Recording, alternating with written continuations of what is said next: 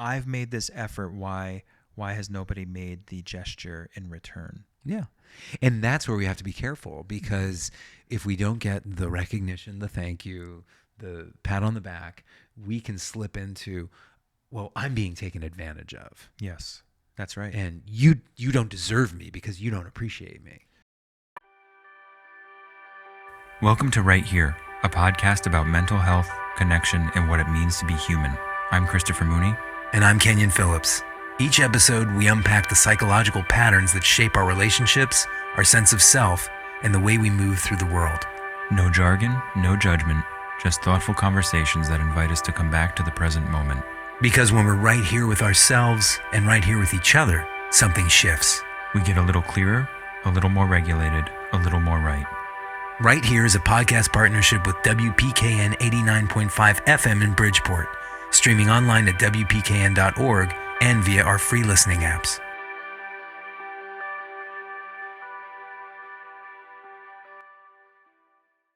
Today, what are we talking about? We're talking about the appreciation gap. Tell me a little bit about the appreciation gap. The appreciation gap breeds resentment. Here's how it goes down. You decide to do something different. Okay. You start unloading the dishwasher without being asked to do it. You cut back on your drinking. Maybe you stop drinking entirely. You stop snapping at your kids at bedtime, which is when you tend to snap. Yes. You finally schedule that doctor's appointment, the colonoscopy, or you take the initiative on a big project at work. Somewhere inside there's this expectation. Right. Someone's going to notice. They're going to say, thank you, or I see you, or I'm proud of you. For making changes. For making these changes. For stepping up, for doing anything. For stepping up, taking it to the next level. Sometimes that happens. Sometimes you do get the attaboy or attagirl. Yeah. Sometimes it doesn't. The bedtimes are still going to feel chaotic. Your partner doesn't mention the dishwasher that you emptied. Your boss acts like the extra work is just the new baseline. And nobody says anything about the changes you've made. Instead of feeling good about these changes, this extra work you're doing, you start to feel resentful. Yeah. We're not... That's where the gap is. That's... Right. The gap being like, oh, I hoped somebody would see this. Right. And then the resentment is, but they didn't say anything. Exactly. So even if they did see it, they didn't say anything. Right. Yeah. And then it's like, why am I doing what I do? Oh, so yeah, we start to question, why did I even bother doing this? Why did I bother if doing I'm not going to it? get the accolades I need, or the recognition for doing this thing, then why should I even bother? Exactly. That's the resentment. Or that's how resentment comes out. Mm-hmm. Yeah. Because I had that expectation. Expectations, as we often say on this podcast, are the mothers of resentment. So if I have an expectation that everyone's going to notice and I'm going to be the next Messiah and nobody notices, then boy, do I have a resentment. Yeah. So today we're going to talk about what that looks like, and then also what it looks like to step out of that loop, the lack of appreciation, resentment loop. Exactly. Okay. So let's talk about what actually happens under I just wanted a thank you.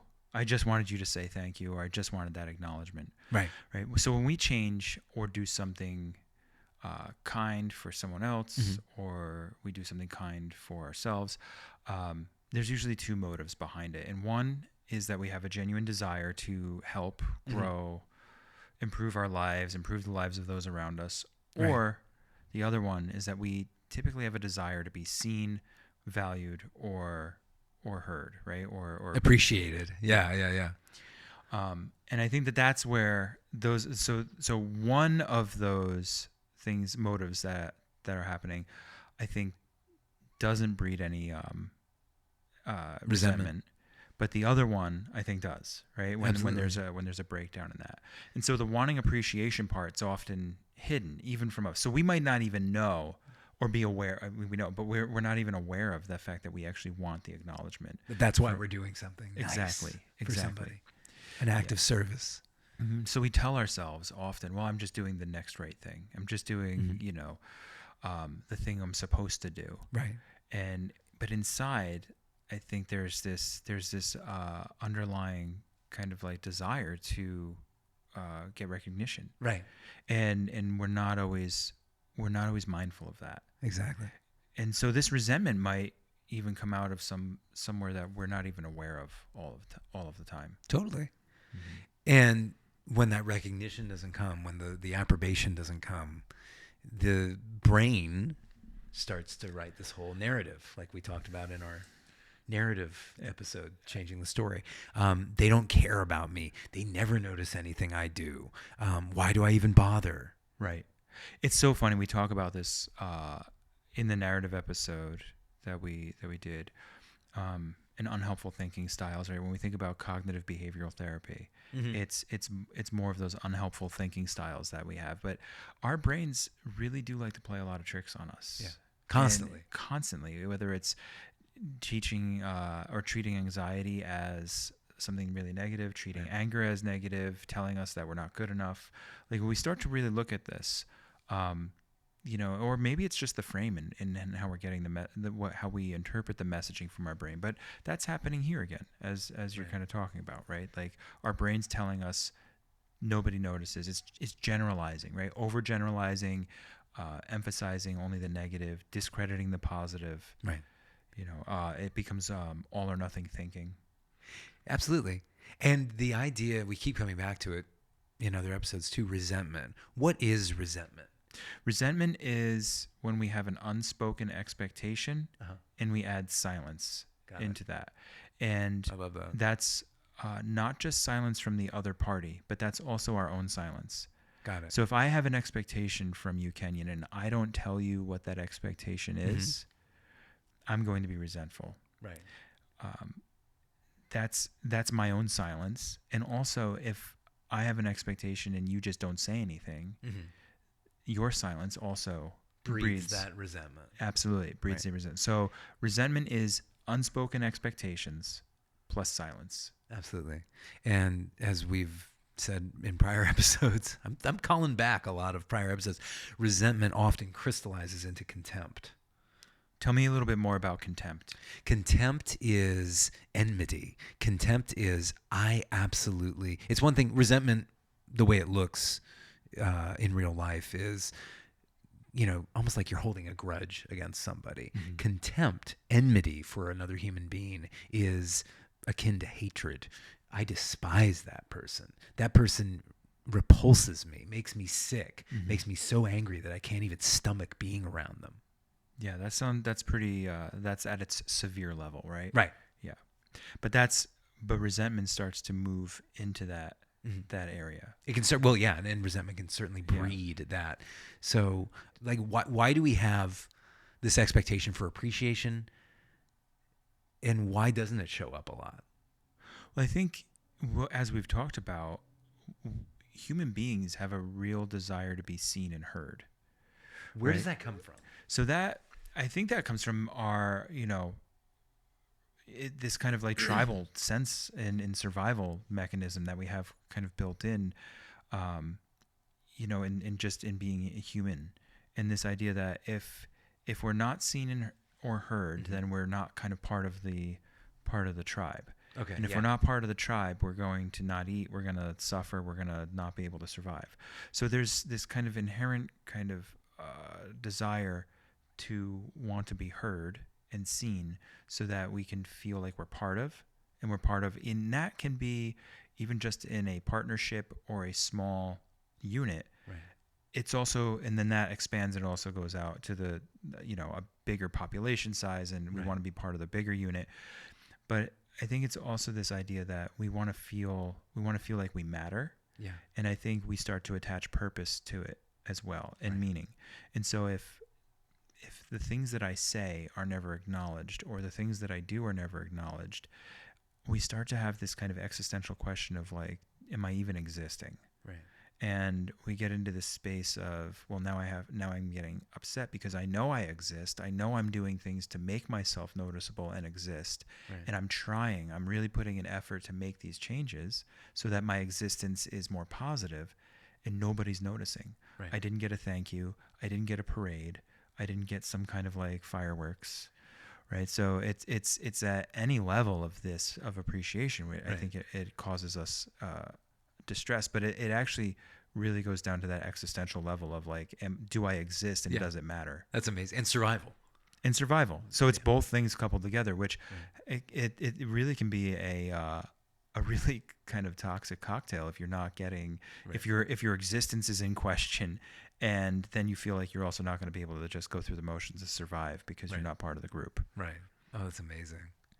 So, a lot of times people grow up with this dynamic, and it's also a dynamic that's in a lot of workplaces where effort is only noticed when it's not good enough. So if you do your job, you do a good job, you don't get a thank you, but you get called out if you didn't do a good enough job. Of course, we always want to like this is so now we're getting into like different approaches to therapy and mental health work too. So if we think about this in a clinical sense and we apply it to like regular life, like you just did, it is the it's all the negative attention. It's highlighting only the negative behaviors so that we can make corrective actions. And we have this idea that if we keep highlighting the negative stuff, that it's going to extinguish the negative behavior. And that's not true. Like if we highlight the positive things consistently, we know this from parenting too, as difficult as it is. If we highlight the positive behaviors consistently, the negative behavior, if we ignore it, gets extinguished. Right. But we don't do that. So we have this thing where at work, what happens, or in other settings, but mostly at work, I think we do good work, and that's just what we're supposed to do. That's the baseline.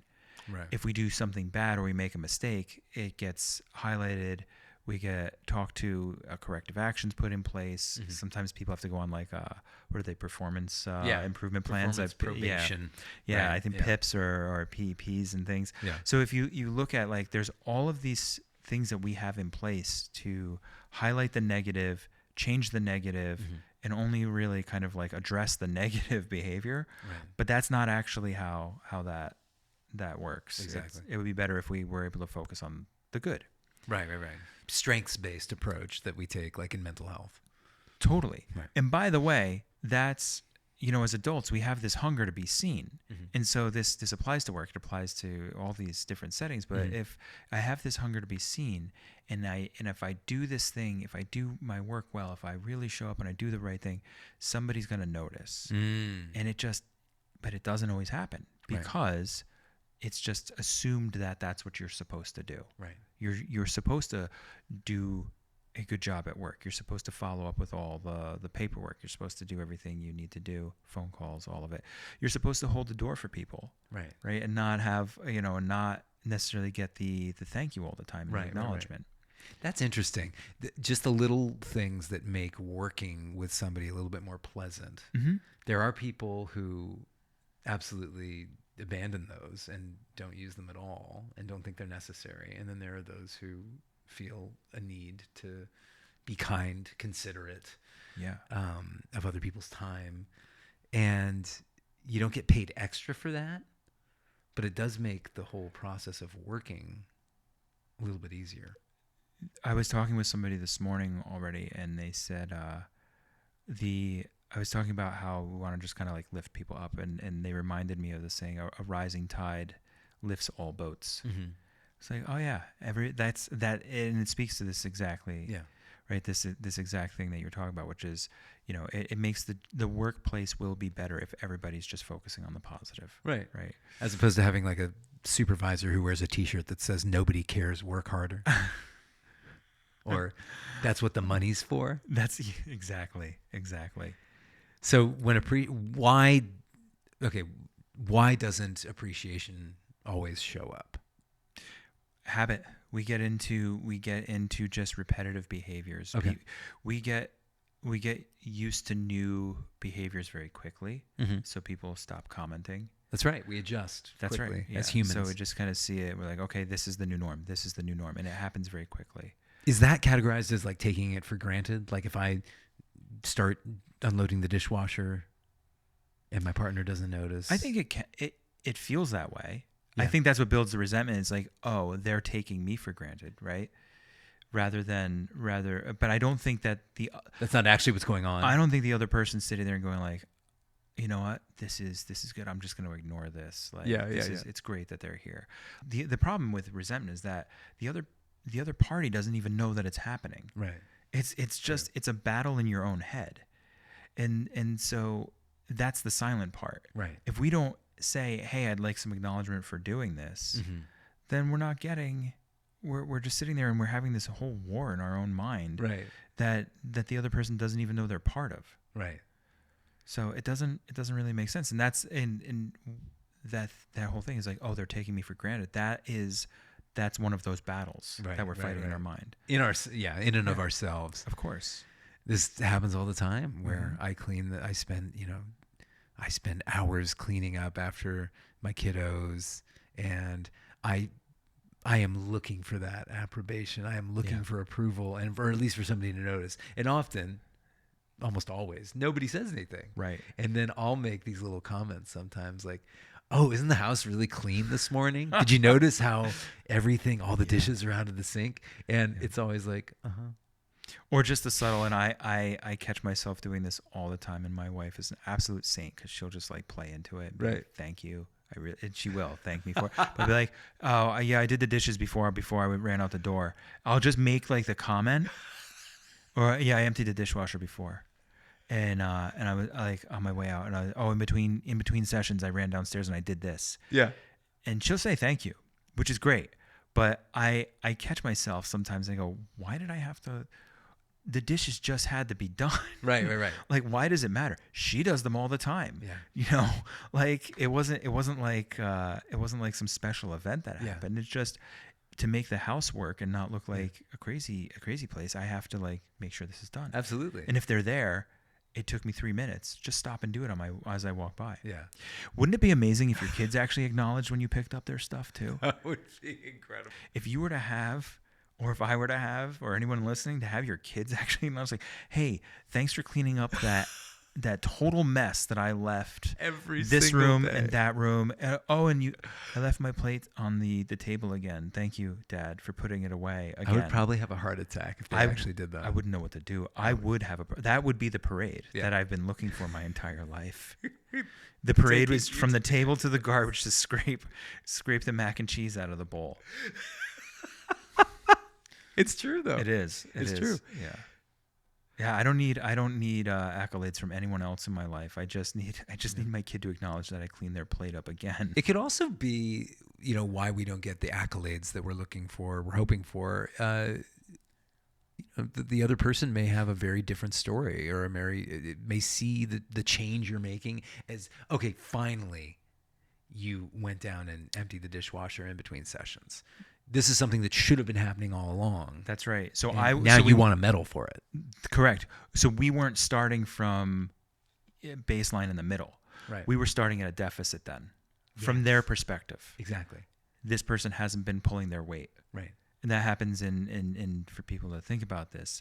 Think about all the different settings that can happen where the other person might feel that you're not carrying your weight or doing enough from their perspective. So it's unspoken. It's unspoken. So they are carrying maybe a resentment because you're starting from a deficit. You've not been doing the things that they feel you're supposed to do. And all of a sudden then you do this thing and there's no like acknowledgement. It's because, well, you're just coming now up to to ground level. You should have been doing this the whole time. Right. And that's with work, that's with things in the home, that's with anywhere we can think of, really. Right. This happens even in sports. This happens at everywhere where we have to interact with other human beings. This phenomenon takes place. Absolutely, it's true. The other thing is, we tend to take it personally when somebody doesn't notice or somebody doesn't comment. You make this point all the time. Everyone's living their own lives, focused on themselves. Usually really stressed out. They may have just not noticed. That's correct. Whatever the extra effort was that you put in or that I put in. Yeah, it's nothing personal. I think most people are actually living in that space. I think most of us, and I talk to people a lot about this when they're really worried about how they're going to appear to others. If I do this thing, what's it going to look like? Right. Oh, they're going to notice. People are going to comment. Honestly, 99.9% of the time, nobody cares. Yeah. Not because they don't want to care. I think if you actually stop them and said, would you care about this? They might have an opinion or they might want to interact about it. Right. I think people are mostly just caught up with their own stuff. Most of the time, they're caught up with their own worry about how they're going to appear. Right.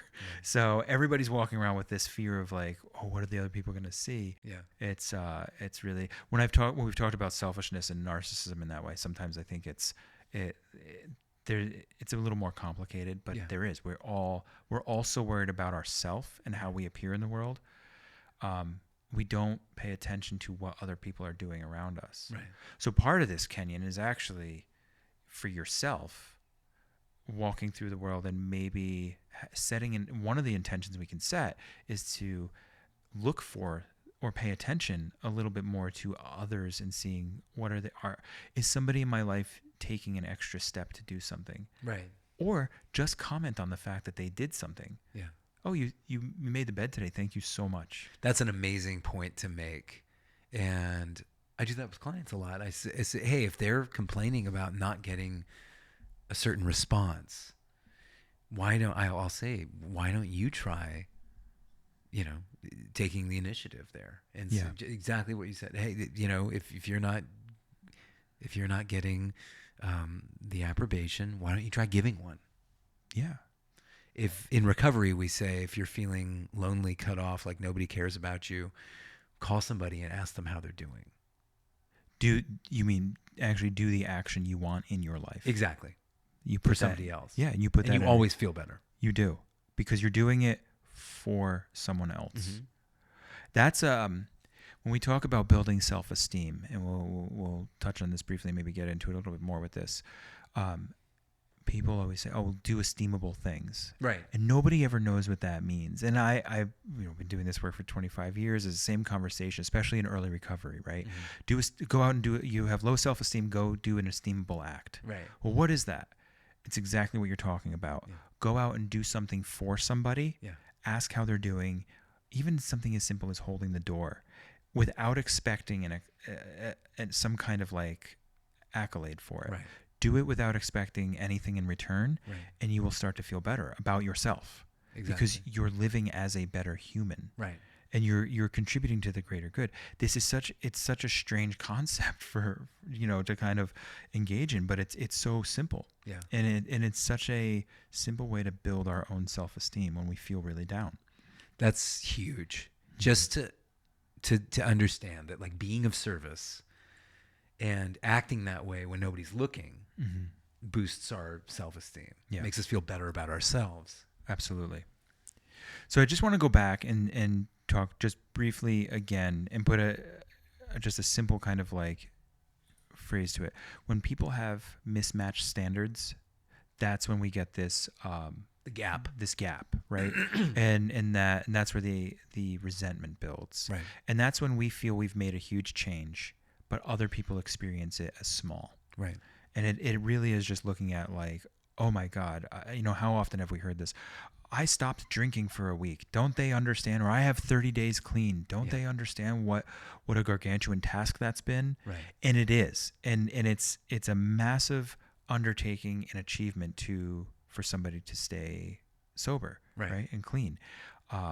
Others, as you were pointing out before, the expectation is like, okay, well now you're finally like you're getting up to like the human level there. Right. You may have been you've been clean for 30 days, but what about the 20 years that you were problem drinking and causing all kinds of problems for me and the rest of the family? Yeah, we've got a ton of space to backfill right there. So the saying I always use, you and I were talking about it earlier, is you've walked 10 miles into the woods, you have to walk 10 miles out. I love that. Now that doesn't mean it's going to take 10 or 20 years to walk out, right?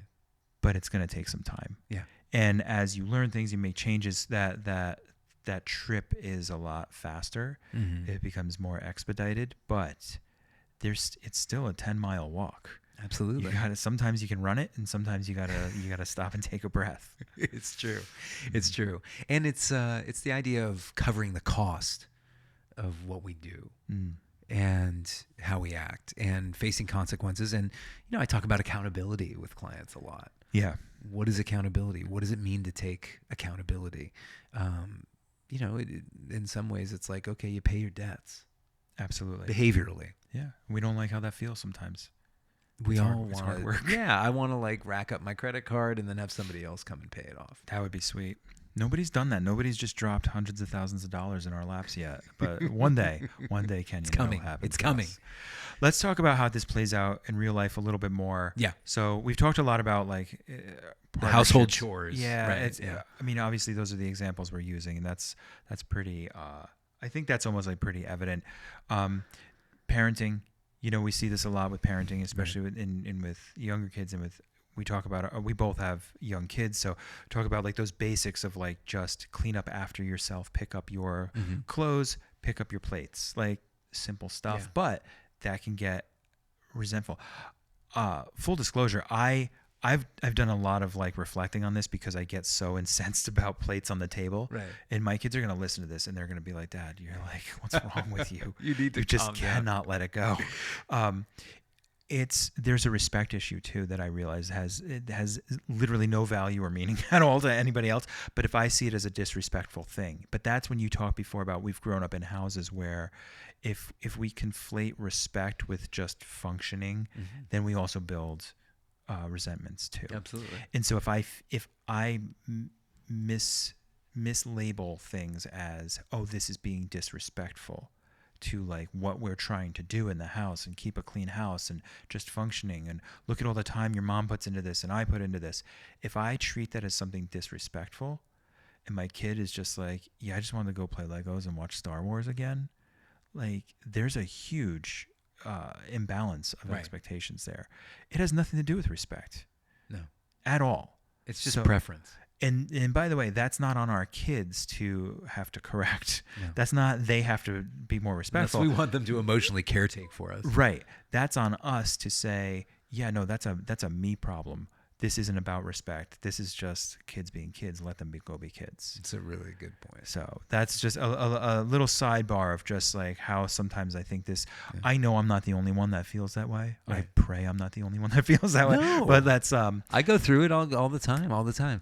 And then if I change my approach, especially with like a teenager who's challenging me and the other parent and everyone else in the house, and I change my approach and I take a softer tone and I stop lecturing and I just listen and they don't thank me for it. Yeah. That's also my problem. Right.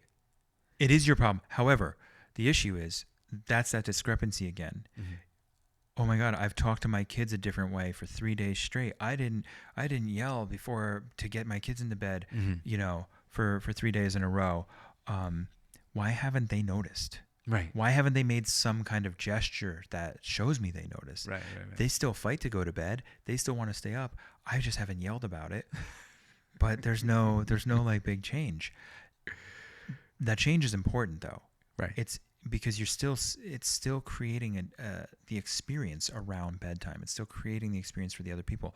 That's with work. That's with anything. Right. And that's that. Oh, I've made this effort. Why has nobody made the gesture in return? Yeah.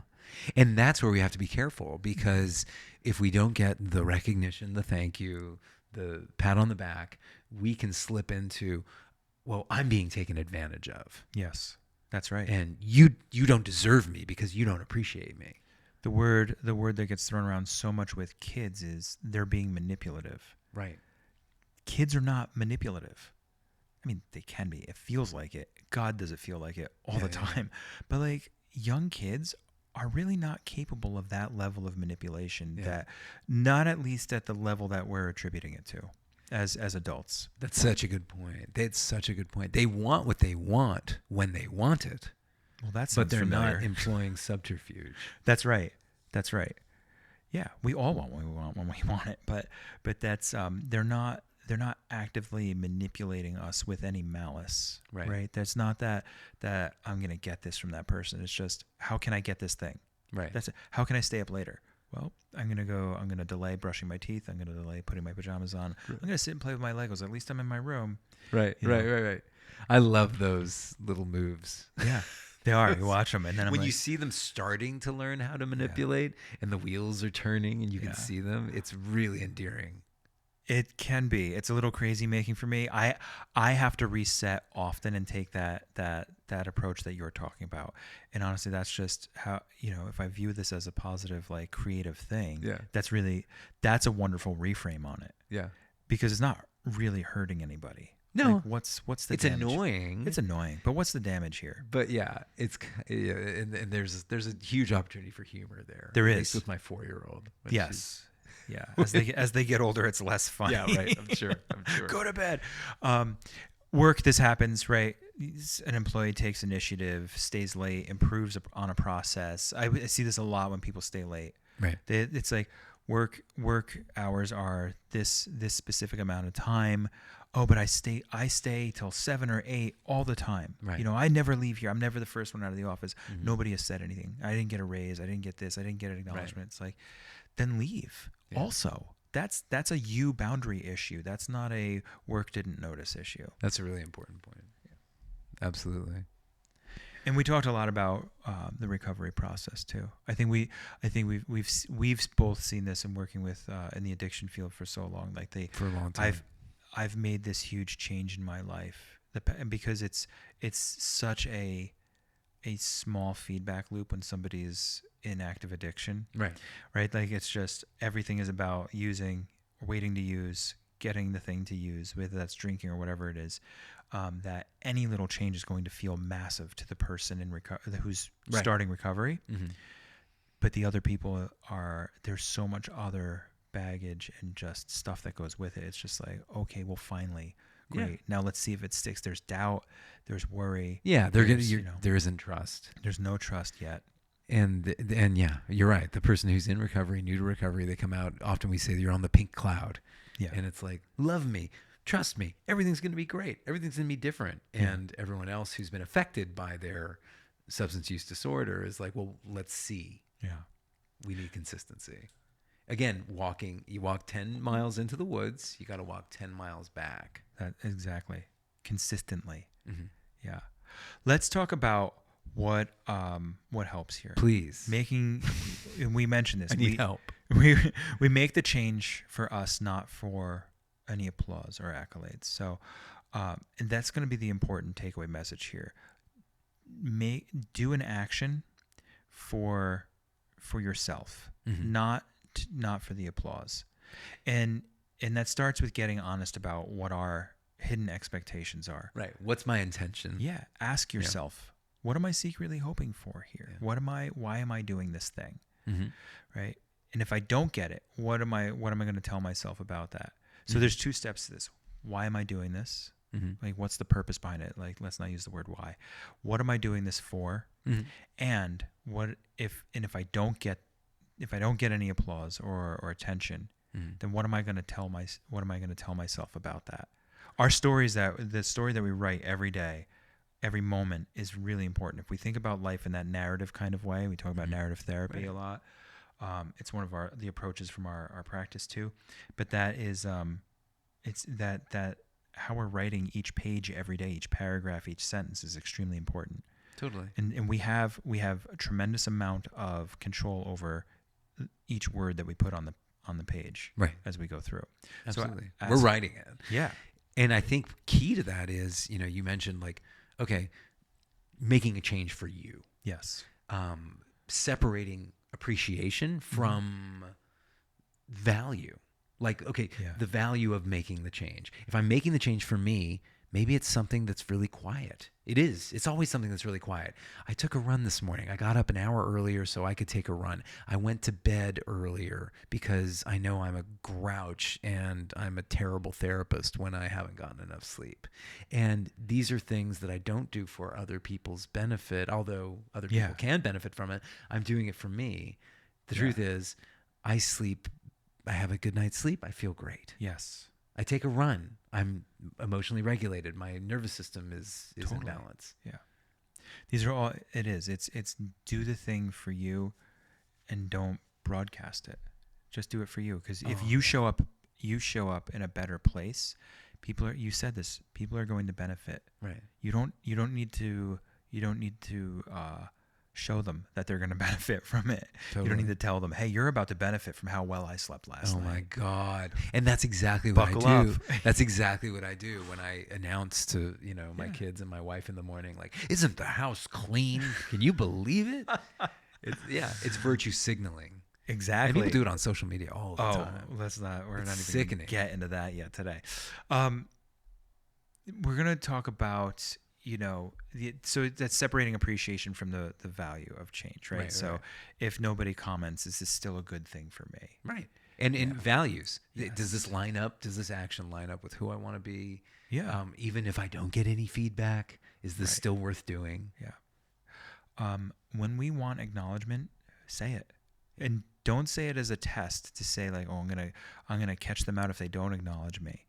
Just say, I would like some acknowledgement for doing the dishes, but be honest about it. Yeah. Or for whatever the task is. We keep going back to the dishes because evidently you and I both have issues with the dishes. Here's the funny thing. I actually like doing dishes. I do. Chills I me love out. it. Yeah.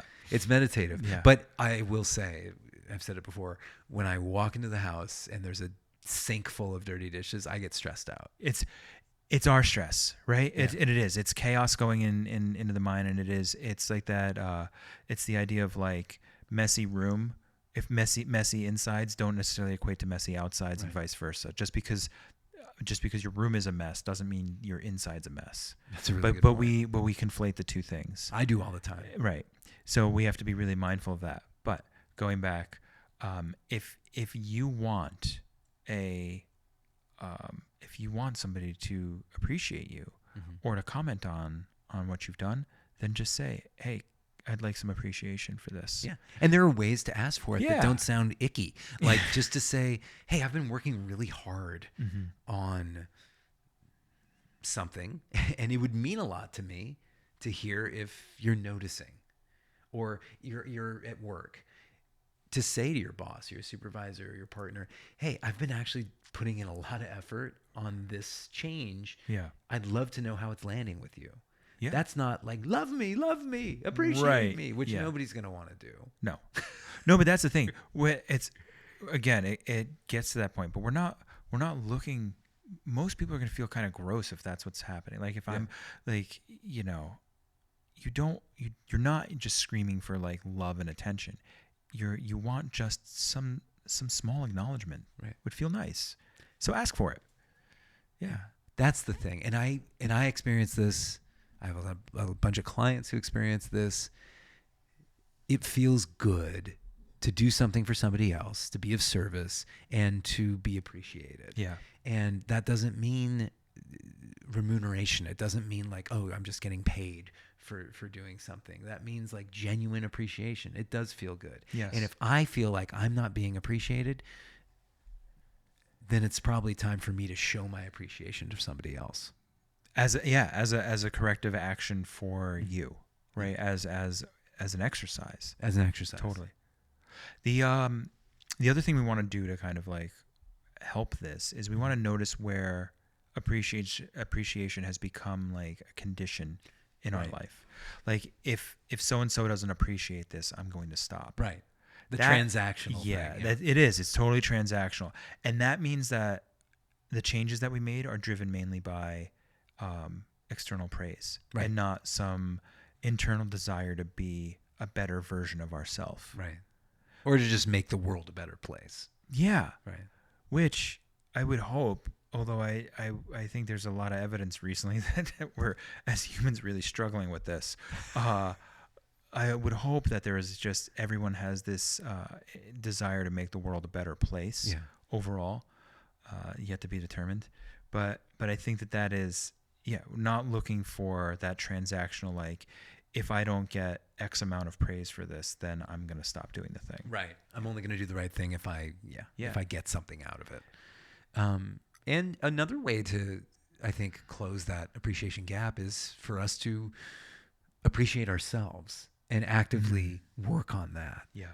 And that's part of self-care, taking an honest inventory of our assets, like things that we do well, changes that we've made that we feel good about. Yeah. Like take into account what you have changed and how it's helped you. Absolutely. I think sometimes people feel like self-reflection can be a little like cheesy or indulgent, right? or like just a little absurd. Mm-hmm. But we can find ways to appreciate ourselves that aren't like cringe, as my kids would say. Yeah. Like, we don't want to be cringe. No. What did I do today that I'm glad I did, even if nobody saw it? That is a great exercise for everyone to try going to bed tonight. Mm-hmm. And I've done this with a lot of clients that I've worked with in the past, and it's a great just personal exercise. Go to bed and reflect on one or two things that went really well for you today. Yeah. I'm sure you can come up with a list of a bunch that didn't go well. Ignore those. Remember, we want to extinguish the negative stuff. Only focus on the positive. So reflect on one or two things that went really well for you as you're going to bed. Mm-hmm. If you do that, you're waking up that way the next day. You're starting your next day is already starting ahead. Right. Because you put your head on the pillow at night knowing you did the best you could with what you had. Yeah. Right? And that you made a small difference. Of course. Even if it was just in your life, in your day. That's what matters. Right. Because again, others, if you're making a small difference and improving in your own life, and you're living life in the best way you can at each step, others are going to benefit from it. Right. They just are. Yeah. We talk about this in recovery work, right? The gratitude lists, making a gratitude list. And that's why, like, I talk to people, like, review it at the end of the day, and then review it in the morning when you wake up. Right. And look at, okay, what set your intentions, set your intentions at the beginning of the day. Go to bed reviewing if you've met them and how you've met them. And then you have, if there's still some things on your list, you know what you need to do in the next day. Right. And you also get to reflect and start your day ahead because you know you've done some things. It's a really good It seems, strategy. I don't know, it seems kind of positive to me. Simple. It is positive, but it's not Pollyanna blowing smoke. It's actually really actionable. It is actionable. And it's such a tangible way to just kind of like move from one step to the other. Right. So I just gave everyone the formula to really just fix their lives right there. You lined it up. Send your checks. or else you'll stop this. You're just going to stop doing this podcast. That's right. It's true. And you just keep an eye out for, like, where am I, for example, overgiving in order to gain appreciation. A huge one. That's such a big one. Like, where am I? We talked about virtue signaling a couple minutes ago. Yeah. That's people pleasing too, by the way. Oh, big time. Right. If I give so much of myself, and you and I talked about this thoroughly, but if I give so much of myself, then I'm going to get appreciation for it. Totally. At the cost of health, boundaries, sanity, resentment, all of that. Oh, sure. And then it leads to that wonderful formula of, like, I'm going to continuously put in, 130% extra effort. I'm going to have a growing resentment because I'm not going to be acknowledged for it. And then I'm going to have this, it's almost like a fantasy of, one day I'm going to stop giving 125% and everyone's going to notice and they're going to be sorry. That's right. And they're going to come crawling back to me, begging me and appreciating me for all those years. Yeah, right. How often have you heard that about work? Oh, they'll see when I leave. Oh, all the time. No, they won't. All the time. Nobody will. No, it's maybe some people be like, oh yeah, so-and-so used to take care of this thing. But honestly, especially with work, we're all replaceable. Like, for the most part. Totally. Right? Like, so when we have that mentality, it's assigning value that's just not, it's just not steeped in anything stable. I love that. And I love the notion of us being interchangeable units. Mm-hmm. We are all replaceable. Because of that, we might as well enjoy ourselves. We might as well find value in what we're doing, because there's no guarantee that other people are going to value what we're doing. That's right. And that's where we get back to, like, values-based living. And when it comes to work, like, do something you love. Do something that brings you joy. Yeah. I say this a lot. I would do, if I could afford to do this for free, I would do it. Yeah. I felt that way about my career as a musician, as a performer. It was nice to get paid. It's nice to get paid for this. But I didn't need to, because it lit me up. That's right. And people people get that in so many different ways. That's what's so cool, is that what lights you up might not be the same thing that lights me up. Right. It might not be the same thing that gives me a sense of value. So when you start thinking about that, it levels out across humanity, that people have all sorts of different interests. Right. They have different issues too, but different interests and things that kind of give them a sense of value. And that does put it into perspective of like, hey, maybe if we spend a little more time looking at that and a little less time hunting for compliments when we've done something, right, to just make life a little easier, we're going to feel like our life is more fulfilled. If Absolutely. I just live a life fishing for compliments because I've done something, halfway decent, it's not really fulfilling, because that's going to burn out, and then you're going to look for the next thing and the next thing. Right. There's never enough. So it's do the thing that actually makes you feel fulfilled and whole. Right. 100%. That took a nice existential turn, didn't it? I loved it. Yeah. I mean, That's I named good. my kid Soren. I love existentialism. Reflecting on this, Kenyon, appreciation, it's a human want. It's a desire that we have. We It's want to okay. be appreciated. It's totally okay. There's nothing wrong with wanting to be seen. Not at all. No. The pain from that, though, comes from when our willingness to keep growing is tied completely to how others are going to respond to us. Right. If I'm only doing something good, if I'm only affecting a positive change because I'm expecting something in return, Yes. then that's contractual, that's conditional, and I'm going to be miserable. It's definitely conditional. That's the thing we want to avoid, is the transaction and condition part. So in response, we can want appreciation. We have to ask for it directly. We can ask for it. Yes. And it doesn't have to be a yucky way to do that. Like we can ask for it directly in a way that I think is palatable to the other person. Yeah. Hey, I've been making a change here. Have you noticed? What do you think about it? Right. We still get to decide that some changes are worth making because they fit with who we want to be, even if nobody's clapping and throwing us a parade. Totally. I think about this. The question is just, and I've asked this a lot of people. You probably have too. We've all heard it. What kind of man do you want to be? Yeah. And when I say man, I don't mean like gender. I mean like, what kind of human do you want to be? What kind of person? What are your values? Yes. And how do you? And then it's wonderful to hear somebody actually express what their values are. And usually they can list them off pretty quickly. And then it's like, all right, talking about gaps, how do we close the gap between what these values are that you just stated to me very eloquently and how you're acting? Yeah. What's the exercise we always hear of is like, what would you want everybody to say at your eulogy? Yeah. Just that they appreciated me. Just that they loved me, that they couldn't live without me, that I did it better than everyone else. That's right. No. Yeah. No, but like what people don't remember what we did. They remember how we made them feel. That is a really, really beautiful way of saying that. Thank you. We're going to end on that, actually. Boom. Thanks for listening to Right Here, a podcast partnership with WPKN 89.5 FM in Bridgeport, streaming online at WPKN.org and via our free listening apps. If today's conversation resonated with you, we encourage you to follow, review, and share Right Here with anyone you think would appreciate it. We'll be back soon with another conversation designed to bring a little more light to the human condition. I'm Christopher Mooney. And I'm Kenyon Phillips. Until next time, take care of yourselves and each other. Right Here is for educational and informational purposes only and is not a substitute for therapy, diagnosis, or treatment.